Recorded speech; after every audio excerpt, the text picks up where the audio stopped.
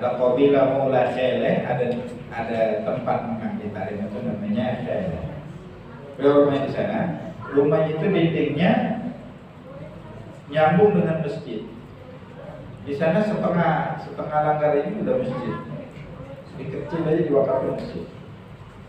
Beliau kalau dari Safar nggak ke rumah dulu, masuk ke masjid dulu, sholat sunat Safar, sholat qudum minas Safar, baru masuk ke rumah. Nah itu sunahnya juga di masjid. Kalau sholat tahiyatul masjid itu tidak bisa dilakukan kecuali di masjid. Memang tahiyatul masjid. Makanya kalau kita mau sholat, langkah kan tidak ada namanya tahiyatul masjid tidak ada. Baik. Wa taqdim ma ma'afil al-awla tahiyatul awla bil mawa'id min al-fadhil bil maqam. Baik. Jadi afdalnya rukun nahar, sholatnya di masjid. Sekarang kalau di masjid kita nggak bisa rukun nahar, bisanya cuma permulaan nahar atau di penghujung. Biasanya ada berikan orang yang istirahat kalau kerja. Nah sebelum adzan zuhur itu masih ada, waktunya kan panjang ya sampai adzan zuhur. Jadi sebelum adzan zuhur kita sempat masuk masjid ini. Habis wudu belum ada, sholat tuh habis waktunya bisa. Kalau di masjid bisa, cuman nggak rukun nahar di ujung malah atau di permulaan. Karena habis taklim permulaan langsung kita bisa sholat duha. Cuman kalau mau perempat hari jam 9 kita bisanya nggak di masjid, di rumah atau di tempat kerja. Nah kalau tanya mana yang afdal, di rukun nahar di perempat hari atau di masjid, kalau kita cuma bisa milih salah satu. Kalau dua-duanya bagus, afdal rukun nahar kata ulama afdalnya di rukun nahar jam 9, walaupun nggak di masjid. Nah, jadi ini kalau yang mau pergi kerja, itu kan mati ya. Terus mandi itu biasanya ambil wudu. Habis ambil wudu pakai pakaian, sebelum keluar rumah biasanya sholat duha. Ada lagi namanya sholat khuruj minal manzil. Ada lagi sholat sunnah wudu ya, sholat sunnah wudu. Ini dua ini bisa, tiga ini bisa disiniatin. Usolli sekalian. Usolli sunnatul duha, sunnatul wudu, wa khuruj minal manzil, atau dalam hadis ya. Akunnya sholat duha, sholat khuruj minal manzil itu keluar dari rumah, sama sholat wudu. Suatu sholat ada tiga pahala, gitu ya.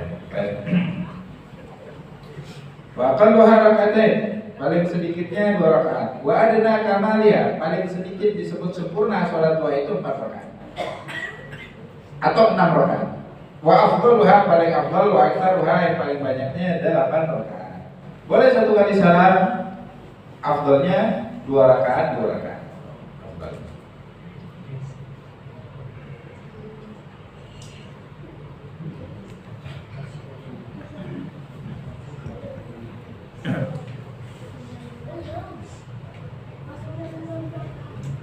Wa Aisyah radhiyallahu anha qalat, dari Sayyidatina Aisyah radhiyallahu anha beliau berkata, kana Rasulullah sallallahu alaihi wasallam yusalli duha arba'an wa yazidu ma syaa. Nabi salat duha 4 rakaat, wa yazid, dan menambah masya Allah apa yang beliau alal arba', sekarang menambah. Walakin antaqad ziyadah. Rawahul Muslim wa Nasa'i wa Ahmad. Jadi beliau lihat Nabi itu 4 rakaat, habis itu masih salat lagi, cuma enggak tahu berapa rakaatnya gitu.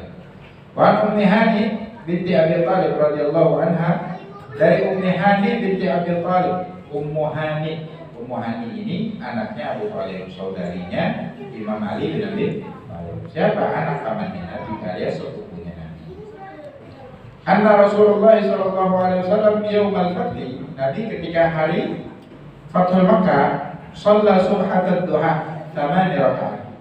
Nabi salat duha 8 rakaat, yusallim min kulli rakaatain. Setiap 2 rakaat beliau salam. Wa fi riwayat Nabi sallallahu alaihi wasallam dakhala baitaha, Nabi masuk ke rumah Ummi Hani di dalam riwayat. Kenapa dia bisa riwayatkan? Karena salatnya di rumahnya Ummi Hani. Rumah Ummi Hani ini siapa? Rumahnya Abu Thalib sendiri, rumah ayahnya, rumah warisan. Posisinya di mana? posisinya di tempat sa'i sekarang. Sa'i, kalau sa'i sekarang udah di bawah bangunan, di bawah bangunan. Jadi bukit Safa dan Marwah itu masih ada sisa-sisanya ya sekarang kalau sa'i ya, nggak lagi tinggi. Di sana ada sumur Zam-Zamnya. Di antara kan sumur Zam-Zam itu ketika Nabi Ismail lagi nangis, hentakan kakinya malaikat Jibril dengan sayapnya keluarkan mata air kan.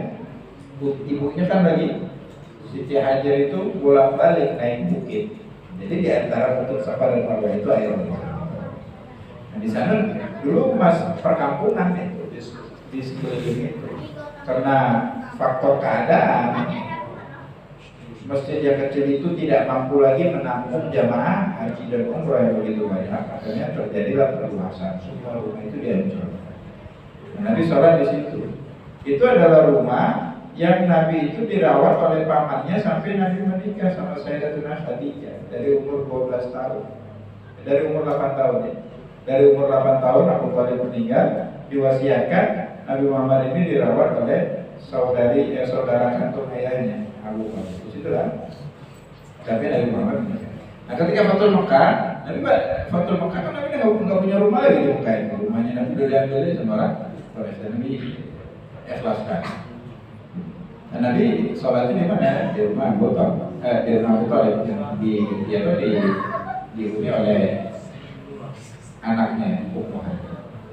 Nah, di sini diriwayatkan Nabi sholat 8 rakaat sholat duha, sholatnya 2 rakaat. Baik.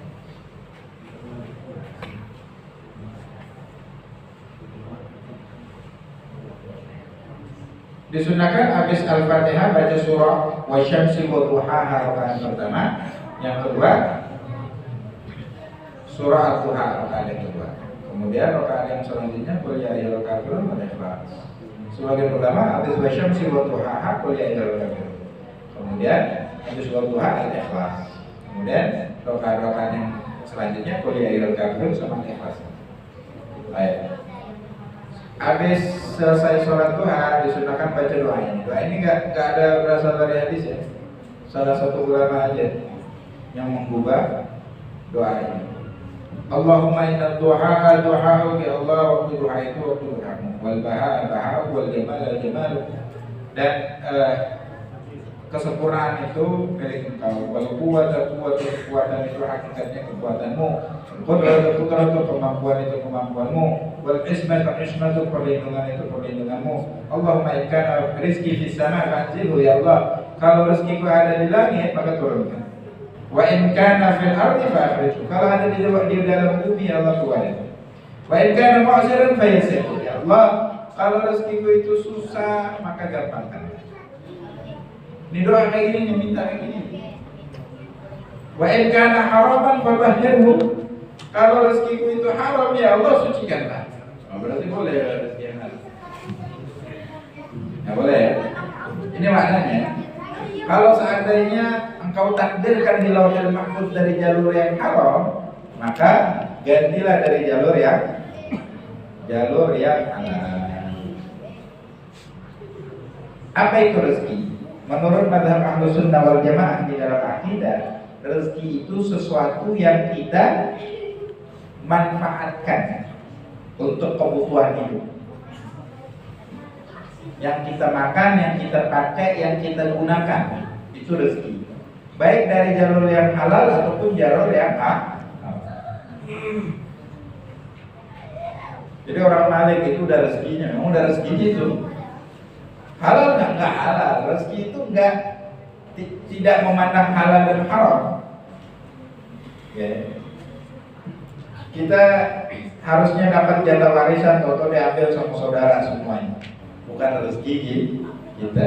Cuman nilai kita itu diambil haram, rezekinya dia diambil haram, pertanggungjawaban di akhirat. Cuman secara ucapan. Cuman kita ini apa ya? Mungkin ada memori di dalam pemahaman kita itu setiap rezeki pasti rezeki yang halal, enggak juga. Yang namanya rezeki kalau bikin haram ya haram juga namanya. Orang yang namanya rezeki ya kalau bikin haram ya haram juga hukumnya. Jadi menurut Ahlus Sunnah wal Jamaah, rezeki itu mayan tadi sesuatu yang kita manfaatkan, baik dari jalur yang halal ataupun yang